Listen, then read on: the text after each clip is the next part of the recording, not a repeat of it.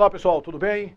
Nessa aula de hoje nós vamos falar de um assunto extremamente importante, um assunto muito concursável, que é a parte do imobilizado, né?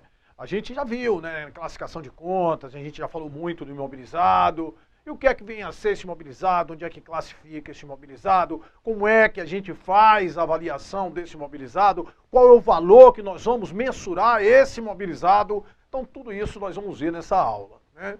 Não só nessa aula, esse assunto de extrema importância que é o imobilizado, a parte toda de depreciação, nós vamos ver em duas partes, certo? Nós vamos ver nessa aula de hoje o imobilizado de forma geral e na próxima aula nós vamos tratar de um pronunciamento específico do imobilizado, que é o CPC 27. Né? Ah, Silvio, mas será se, né, não vai cair? Vai cair mesmo o CPC no meu concurso? Vai sim, vai cair concurso CPC. CPC está caindo em tudo, né?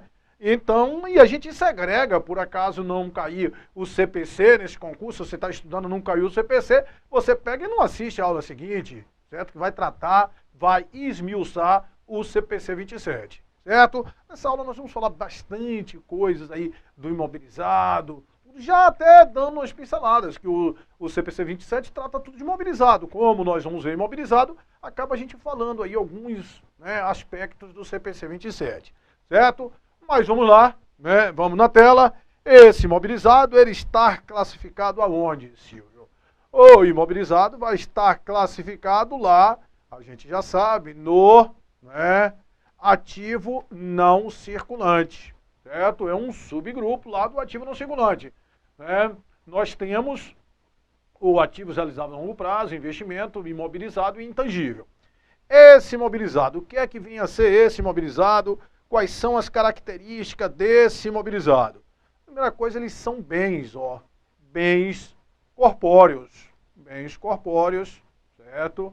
Corpóreos, destinado ao uso da companhia, destinado ao uso, né? Ou seja, tem que estar o uso. Se a empresa não estiver usando, ele não vai ser imobilizado, certo? Tem que ser destinado ao uso, tem que ter uma vida útil, né, maior de que um ano. A empresa tem que ter o controle, certo? Tem que gerar benefícios. Para que você reconheça o imobilizado, tem que ter tudo isso aí. Tem que ser bens corpóreos, bens materializáveis, certo? Tem que ser destinado à manutenção da empresa, destinado ao uso. Tem que ter uma vida útil maior de que um ano. A empresa tem que ter o controle e é provável que vai gerar benefícios para a empresa.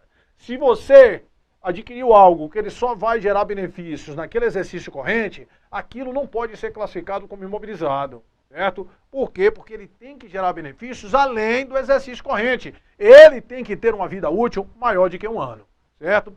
A gente tem bens com características de imobilizado que a gente identifica logo.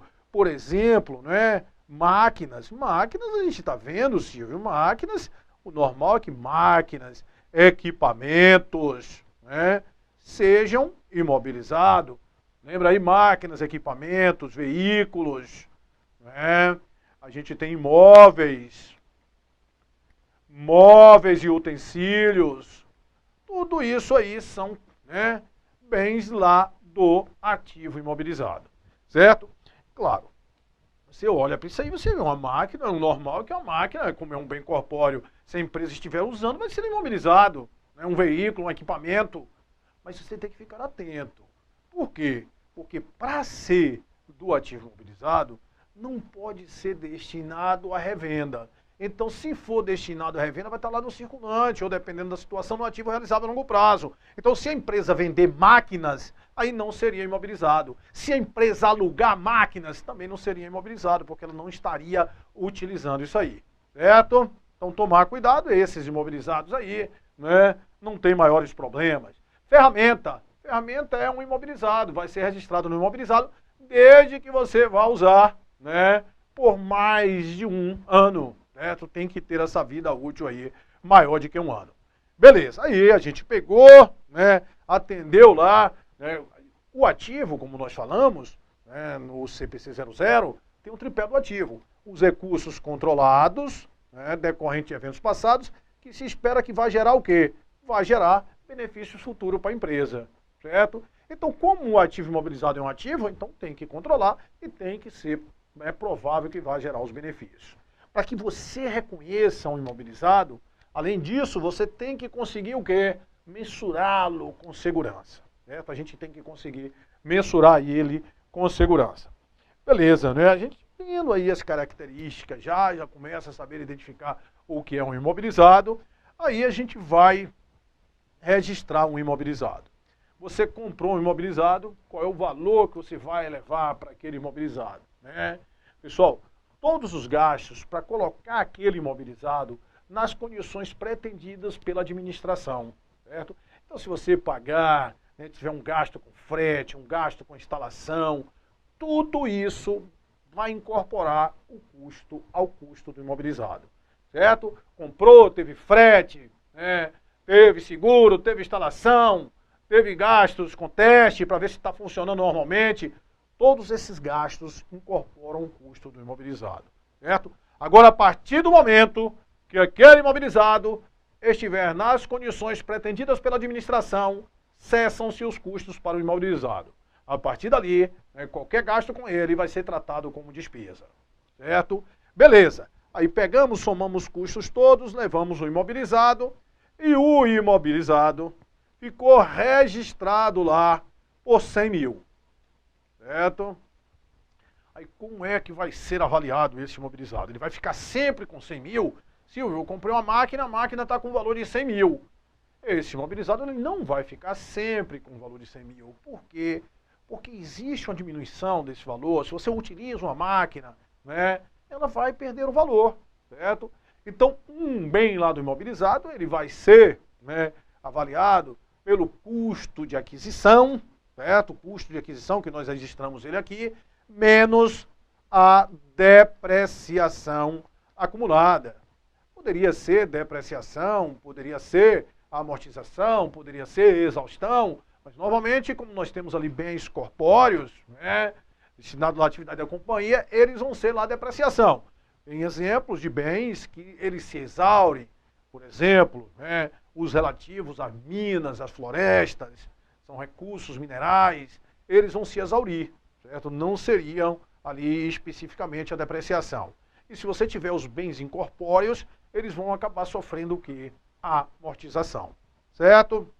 Então, está lá o imobilizado vai sofrer essa depreciação, essa diminuição de valor, né, que ele vai ter, a gente vai ter uma redução no valor do imobilizado. Por exemplo, a depreciação acumulada. É a perda, né? A depreciação acumulada vai ser uma conta que vai retificar o valor do imobilizado. É uma conta retificadora, é uma conta patrimonial retificadora do ativo. Certo? E o que é que vinha a ser isso aí? O que é, Silvio, o que é a depreciação em si? Certo? A depreciação é a perda de valor que vai sofrer um bem tangível em função do uso, você está usando, em função da ação da natureza ou em função da obsolescência. Certo? É a perda de valor, seja com uso, com ação da natureza ou com obsolescência. Então, é sabido que um bem, como você está usando, ele perde de valor. Ou, se sair uma tecnologia melhor, ele vai ficar obsoleto. Então, aquela redução do valor do bem, em função do uso, ação da natureza ou obsolescência, é o que a gente chama de depreciação. Então, com o passar do tempo, o bem vai fazendo o quê? Ele vai diminuindo de valor.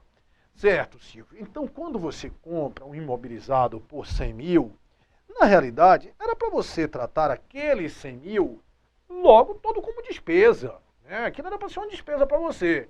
Mas não é permitido. Existe o princípio da competência, que diz que as receitas de despesas elas devem vir simultaneamente quando elas se correlacionarem. Lembra disso aí?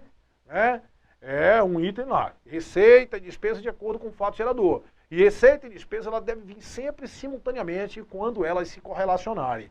Então o que é que acontece? Esse imobilizado eu não vou jogar 100 mil dele todo como despesa. Por quê? Porque ele vai gerar uma receita. Ele vai gerar receita. Vai. Né? Então, pessoal, presta atenção. Aquele imobilizado que você comprou com 100 mil, vamos supor que ele vai gerar receita, ele vai dar lucro para a empresa durante 5 anos. Ó, X1, X2, X3, X4 e X5. É a vida útil daquele bem. Então, durante aquele tempo ali, eu vou depreciar. Eu vou pegar 100 mil, dividir por quanto tempo? Por 5 anos, que é o período de tempo que se espera que ele vai gerar de benefícios. 100 mil dividido por 5 anos, eu vou ter aqui no ano X1 uma despesa com depreciação. 100 mil dividido por 5 anos, ó, 20 mil. Em X2, uma despesa com depreciação, 20 mil. Em X3, uma despesa com depreciação, 20 mil. Em X4, uma despesa com depreciação, 20 mil. Em X5, uma despesa com depreciação, 20 mil. Ou seja, eu, reconheci a despesa de acordo com o tempo que ele vai gerar receita.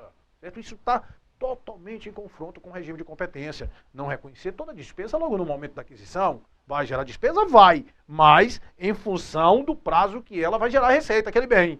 Que aquele bem vai gerar receita. E qual é o prazo que ele vai gerar receita? É a vida útil dele, certo? É a vida útil, certo? Então, essa depreciação que nós vamos fazer vai ser em função da vida útil do bem, certo? Em função da vida útil do bem. É a perda de valor. Uma coisa é a depreciação, certo? E outra coisa vai ser a depreciação acumulada, certo? A depreciação é um encargo de depreciação que você vai ter ali no ano, certo? E depreciação é a perda de valor. Então, no ano ele pode ter perdido, naquele exemplo, no ano ele perdeu 20 mil, no outro ele perdeu 20 mil. Agora, qual é o valor da depreciação que acumulou? Certo? A depreciação que acumulou, você tem que somar tudo. Então, depreciação, encargos de depreciação, simplesmente depreciação, isso é conta de despesa. Isso vai diminuir o lucro. Ao passo que a depreciação acumulada é conta patrimonial, é conta retificadora de quê? De ativo. Então, vamos lá. Vamos ver aquele caso que você comprou um imobilizado e o imobilizado ele tinha um valor de 100 mil e ele tem uma vida útil de 5 anos. O que é que significa? Que a gente vai depreciar esse bem, jogar esse bem como despesa durante quanto tempo? Durante 5 anos. Aí nós vamos chegar aqui, vamos calcular a depreciação. A depreciação vai ser igual. Ó, é 100 mil? É 100 mil que eu vou fazer por quanto tempo? Por 5 anos. Então, Silvio, eu vou lançar de depreciação, de despesa com depreciação, 20 mil por ano, certo? Então, é isso aqui que vai gerar o lançamento. Quando você calculou, aí você vai ter uma despesa que vai diminuir o resultado, despesa com depreciação, certo? Despesa com depreciação, e a contrapartida dessa conta vai ser a conta depreciação acumulada, certo? De quanto, Silvio? De 20 mil, certo? Aí se ligue. Aí você vai ter o imobilizado que você tinha adquirido por quanto? Por 100 mil. Aí no final do primeiro ano, ele vai ter uma depreciação. Olha qual é a função dessa conta de depreciação. Depreciação acumulada de quanto? Teve a depreciação do ano de X1, que foi quanto? Foi 20 mil. Aí quando você for calcular a depreciação do ano de X2, vai ser quanto? Vai ser 20 mil. Mas só que aí, meu amigo, a depreciação acumulada, ela não vai ficar mais só 20 mil, porque ela vai ter 20 mil. Conta patrimonial, lembra aí? Ela acumula o saldo. A conta de resultado morre o saldo naquele exercício. A conta patrimonial não. Agora ela vai ter 20 de X1 mais 20 de X2. Portanto, vai ter quanto? Vai ter 40. Em X3, vai ter 100 mil dividido por quanto? Por 40, que já tinha mais 20 do ano de X3. 60 mil. No ano de X4, nós vamos ter 100 mil, mais, com uma depreciação de quanto? De 80, até que no ano de X5, nós vamos ter 100 mil com um bem totalmente depreciado, certo? Então é isso aí, certo? Para você não confundir despesa, encargo de depreciação com depreciação acumulada, certo? Essa depreciação é o que? A perda de valor que sofre um bem em função do uso, ação da natureza ou obsolescência. A gente vai depreciar em função de quê, Silvio? Em função da vida útil do bem, certo? Agora presta atenção logo para você entender uma diferença que às vezes a banca confunde e você não vai mais errar esse negócio. Olha só, vamos supor, olha, vida econômica, eu quero que você entenda logo essa diferença entre vida econômica e vida útil, certo? Vida econômica e vida útil. Você comprou um bem que o fabricante, olha, o fabricante, ele diz que a vida daquele bem é de 20 anos, certo? De 20 anos. Mas você adquiriu aquele bem, mas você só pretende utilizar aquele bem, você só vai usar, a empresa só pretende usar por 6 anos, certo? Aí que está a diferença. Esse bem dado lá, essa vida útil dada pelo fabricante, que espera que o bem seja aquela vida útil, né, tenha aquela vida útil, aquilo que a gente chama de vida econômica, certo? Agora, isso aqui, ó, que é subjetivo, que a empresa, ela só quer usar por 6 anos e depois ela vai vender, certo? Aqui é a vida útil do bem, é aquilo que é para a empresa, é quanto tempo a empresa pretende usar. Agora, qual é a vida completa do bem? Isso aqui é o que a gente chama de vida econômica, certo? É a vida econômica, é quanto aquele bem vai gerar, né, de receita. Mas pode ser em outras empresas, porque a empresa comprou, vai usar por 6 anos, depois vende para outra que usa por 5, depois vende para outra que usa por 11, certo? Então a vida útil de cada um ali foi de acordo com a empresa. Uma usou 6 anos, a vida útil para ela é 6 anos. É aquele prazo que vai ser feita a depreciação. A outra usou 5 anos, é aquele prazo que vai fazer a depreciação, certo? Na realidade, daquela empresa, certo? Vida econômica não. É o prazo total que você espera que aquele bem vai gerar de benefícios. Pode servir para várias empresas, certo? Tomar cuidado aí com esse conceito. Beleza. Então, uma coisa, né, importante, se você compra também um imobilizado, a gente viu que todos os custos você leva, a gente vai tratar disso até no pronunciamento. Agora, se você compra um imobilizado a prazo e aquele imobilizado, ele tem juros embutidos, se você fosse comprar o imobilizado, olha só, se você fosse comprar o imobilizado à vista, vamos supor que ele fosse 100 mil, e esse imobilizado para você comprar a prazo, você tem que comprar em 12 prestações de 10 mil. Ou seja, você está pagando juro, tá? Tá. Então, isso aqui, pessoal, quando você compra um imobilizado a prazo, ele vai ficar registrado pelo preço equivalente ao bem à vista. Então, isso aqui, a gente registraria esse imobilizado da seguinte forma, ó. Imobilizado, 100 mil. Aí você teria uma dívida lá com o imobilizado de quanto? De 120. A diferença entre o valor à vista e o valor a prazo vai ser tudo o que, Silvio? Encargos a transcorrer. De quanto? De 20 mil. Certo? Então, o imobilizado, ele vai ficar registrado pelo valor correspondente ao bem à vista. Certo? Todos os custos necessários para colocar o imobilizado nas condições pretendidas pela administração incorporam o custo do imobilizado. Beleza. A grande coisa do imobilizado é como é que a gente vai avaliar o imobilizado, certo? Então, a gente já sabe que vai ser o quê? O custo de aquisição menos a depreciação acumulada, certo? O custo de aquisição menos ali a depreciação acumulada. Então, a grande coisa, né, que nós precisamos saber é como é que nós vamos calcular essa depreciação, né, para saber a depreciação acumulada, muitas vezes para saber o valor contábil do bem. Porque quando a gente tem aqui, ó, olha só, imobilizado, certo? Imobilizado, 100 mil. Aí eu tenho aqui uma depreciação acumulada de 30 mil. Esse valor aqui é o chamado valor contábil bruto do bem, certo? Valor contábil bruto. Esse aqui, que é 70 mil, é o chamado valor contábil ou valor contábil líquido. Mas se falar valor contábil, vai ser isso aqui, ó, valor contábil do bem, 70 mil, também chamado de valor contábil líquido, certo? Então você tem ali o imobilizado, o valor contábil bruto, menos a depreciação, a gente chega aí a esse valor contábil líquido. Beleza. Então a grande coisa no estudo aí da contabilidade vai ser a gente, né, chegar a esse valor contábil ou chegar a essa depreciação acumulada. Porque para a gente chegar ao valor contábil, a gente precisa saber a depreciação acumulada. Para a gente saber a depreciação acumulada, eu tenho que saber o quê? Calcular a depreciação. Certo? Beleza. Então como é que nós vamos calcular essa danada dessa depreciação? Olha só, pessoal, né? Vai existir alguns métodos para você calcular a depreciação. A depreciação deve refletir realmente o padrão de consumo do bem, né? Olha só, como assim, Silvio?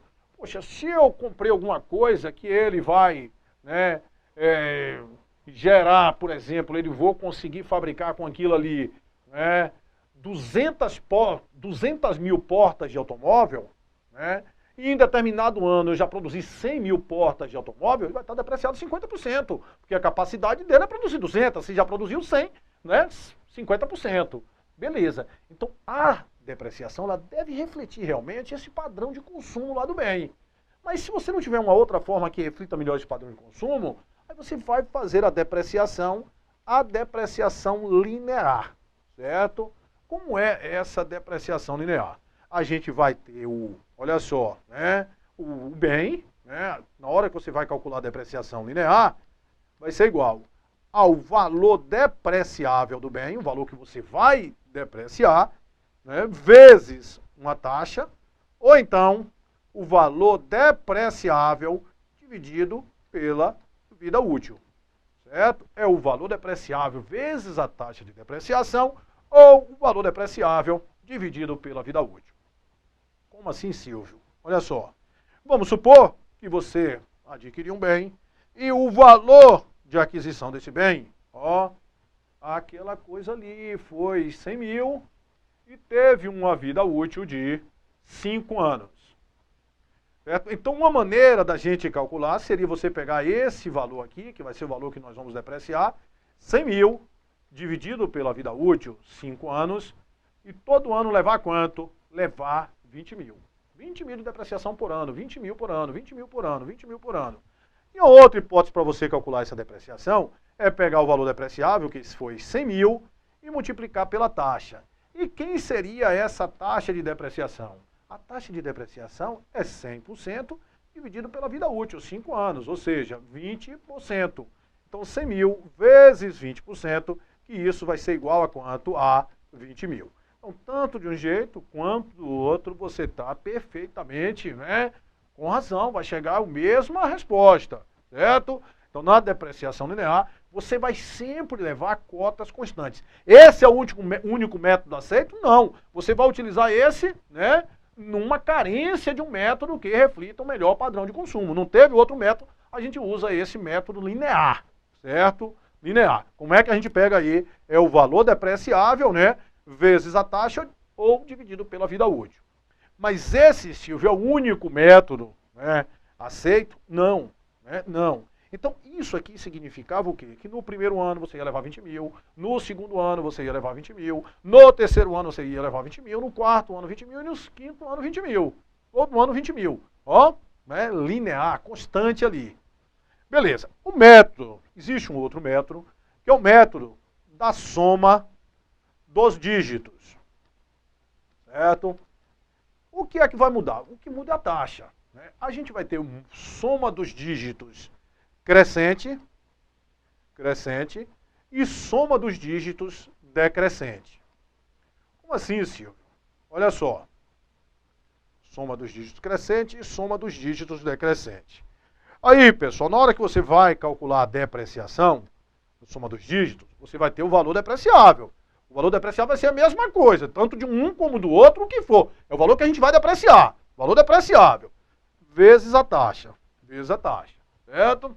Só que essa taxa, a de lá, no método linear, nós vimos que a taxa foi o quê? A taxa foi constante o ano todo, né? Ou você dividiu pela vida útil, levou sempre 20 mil.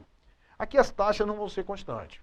A taxa, aqui, pessoal, ela vai ser o seguinte, olha só, o denominador, na soma dos dígitos, o denominador é a soma, é o somatório dos dígitos da vida útil do bem.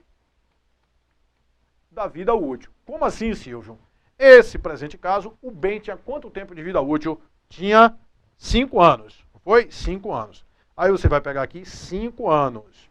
5 anos, primeiro ano, segundo ano, terceiro ano, quarto ano e quinto ano. Portanto, nós vamos ter ali o somatório deu quanto? Deu 15. Então, o denominador vai ser 15. E o numerador vai depender. O numerador, se for crescente, você vai crescendo, né? No primeiro ano, 1/15, no segundo ano, 2/15, no terceiro ano, 3/15 e assim sucessivamente. Se for decrescente, a gente começa com 5/15, 4/15. Vamos lá. Então, o Silvio mostra aí para eu ver. Então, no primeiro ano, no segundo ano, no terceiro ano, no quarto ano e no quinto ano, como é que seria isso aí? O valor depreciável, eu já sei. O valor depreciável foi quanto, Silvio? Foi 100 mil. Agora aqui, né, vamos botar, para ficar melhor, ficava 120 mil. Para a gente facilitar aí os cálculos. Vou botar 120 mil. 120 mil. Por que, Silvio, 120 mil? Ou 120 mil, ou 60, ou 90, é porque é um número divisível por quanto? Por 15. Então, vamos supor que o bem, ó, o valor de aquisição, o valor que a gente vai depreciar é de 120 mil. O outro, depois lá, a gente deprecia com 120 mil também. Em quanto tempo? Já viu, em 5 anos. O valor que a gente vai depreciar é 120 mil. Então, no primeiro ano, nós vamos ter 120 mil vezes, ó, 15avos. 120 mil vezes 15avos, ali que eu vou ver qual é o numerador. 120 mil vezes 15avos e 120 mil vezes 15avos. Se o método é crescente, é o que eu te falei, você vai crescendo os anos da vida útil. Então, o que é que significa? No primeiro ano, você vai levar quanto de depreciação, Silvio? 8 mil de despesa com depreciação. No segundo ano, você não já vai levar 8 mil, você vai levar quanto? 16 mil. No terceiro ano, você vai levar quanto, Silvio? Você vai levar 24 mil. No quarto ano, você vai levar 32 mil. No quinto ano, você vai levar 40 mil. Ou seja, as despesas com depreciação, elas foram crescendo, né? No total, vai estar depreciado quanto? Vai estar depreciado 120 mil. Diferentemente se for decrescente, porque se for decrescente, no primeiro ano, você ia pegar, ia ser 120 mil, só que aqui não era 1/15, era 5/15, ia ser o oposto do outro. No segundo ano, ia ser 120 mil vezes 4/15. No terceiro ano, seria 120 mil vezes 3/15. No quarto ano, seria 120 mil vezes 4, né? 5, 4, 3, 2/15. E no quinto ano, seria 120 mil, né, vezes 1/15. Que aí nós teríamos justamente as taxas invertidas. Aqui seria 40 mil, aqui seria 32 mil, aqui seria 24 mil, aqui seria 16 mil e no último ano seria 8 mil. Você viu que houve, houve uma inversão? O que foi que houve? No método crescente, soma dos dígitos crescentes, primeiro a gente leva taxas menores, depois maiores. No decrescente, a gente leva logo taxas maiores e depois taxas menores. Ô Silvio, e se fosse um método linear? Se fosse um método linear, se ligue aqui, ó. Se fosse um método linear, no primeiro ano, quanto você iria levar de depreciação? O valor agora é 120. Era 120 mil dividido por 5. Era 24 mil por ano. 24 mil por ano.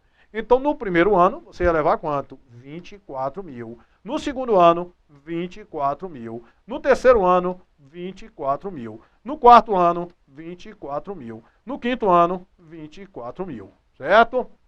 Então aí, né, é o método aí da soma dos dígitos. Aqui soma dos dígitos crescente e aqui soma dos dígitos o quê? Decrescente. Olha só, se ele não te fala nada, se pedir assim uma questão para você resolver pelo método da soma dos dígitos e não for comentar qual é o método, se é crescente ou decrescente, você deve usar o método decrescente, certo? Você só vai usar o crescente se a questão lhe falar que é método crescente. Se não falar, você usa o decrescente. Porque esse, pessoal, é o método mais coerente que você tem. Por quê? Porque você carrega com maiores taxas de depreciação no início, maiores taxas, porque nesse momento aqui a empresa ela não tem muito gasto com manutenção. O bem, em tese, está novo, não vai ter aquele gasto com manutenção. E no final você leva taxas menores né? E vai ter taxas maiores, valores maiores aí de manutenção, certo? Então, nós temos aí soma dos dígitos crescente, decrescente, né, linear. Só para comentar, né, quando você tem a linear, olha só, pessoal, ela é chamada de linear, né, porque ela você leva aqui, ó, taxa sempre constante. Ali você levou taxa sempre de quanto? De 24 mil. Na soma dos dígitos crescente, você começou lá, ó, de 8 mil, né? E foi indo, e aqui foi indo, e chegou para 8 mil. Então aqui seria soma dos dígitos crescente e aqui soma dos dígitos decrescente. Na realidade, todos os três ali, o gráfico é uma função linear. Agora o único que eles chamam de linear é aquela das taxas constantes, certo? Então falar depreciação linear é cota constante. Mesmo você vendo que todos esses aqui, na realidade, né, tratando aí como depreciação linear. Beleza? Então falamos aí, né, do método das cotas constantes, soma dos dígitos crescentes e soma dos dígitos decrescentes. A gente vai ter um outro método que é em relação às unidades, a quantidade produzida, mas isso nós vamos ver no próximo bloco.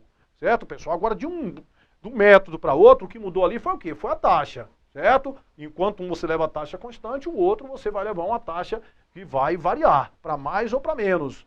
E o denominador é a soma dos dígitos da vida útil do bem. Beleza? Então, a gente pega, dá um tempinho aqui para tomar água e já já a gente volta aí com mais imobilizado, com mais depreciação.